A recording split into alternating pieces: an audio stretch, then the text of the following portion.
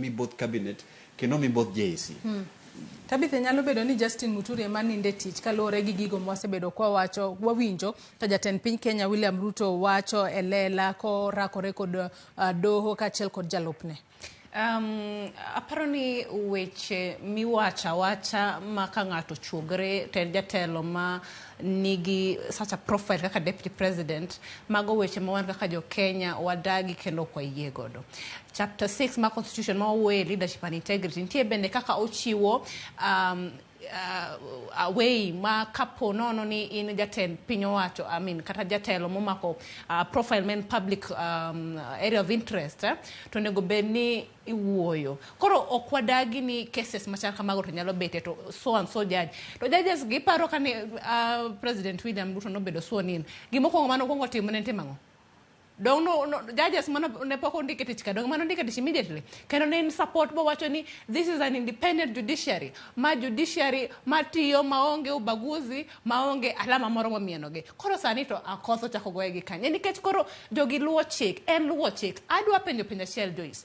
Adwa ni wang'ini to cases mitere court gi basis maro argument onego bedni begin gik ma constitution or support to ka yes framework mitiyo go mondo yal gicha bende is in the constitution ka answer is yes then this people are right. Koro kikwa vindicate ji bende wawe gimitimo ni character assassination mitimo ne jok ma bende tiyo tijegi wawe mondo ji tijegi. Ok da wach ni Justin Muturi ninde tich kaka one of our panelists osewacho cha.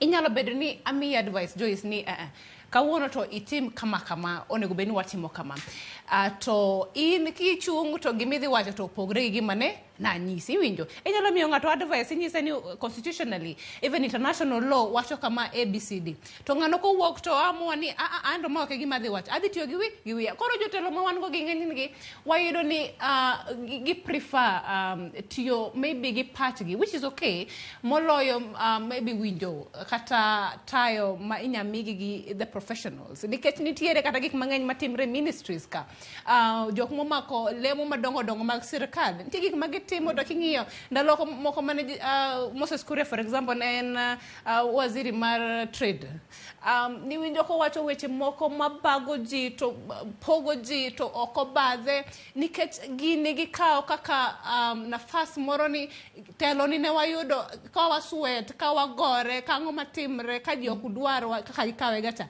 Koro ma en nafas modwa tiyo go mondo jopiny gi ong'e ni gini maro iwinjo. Koro ka giwuoyo moro mar kagi thump their chest iwinjo ogi wuoyo moro manyalo kelo jo Kenya kumoro achiel. Koro magi gik ma waseneno ok en jatend piny owacho kende kata jalupne lakini gimotemo wacho ni maete jatend piny owacho koro this is the president of Kenya. Koro gimonyalo timo en ni owinji jo piny bende ni wadwaro ni koro kosetimre marach kamano to the language of communication bobed moro ma kelwa kumoro achiel ma ng'ato ok ti kadi luoro. Lavenda wach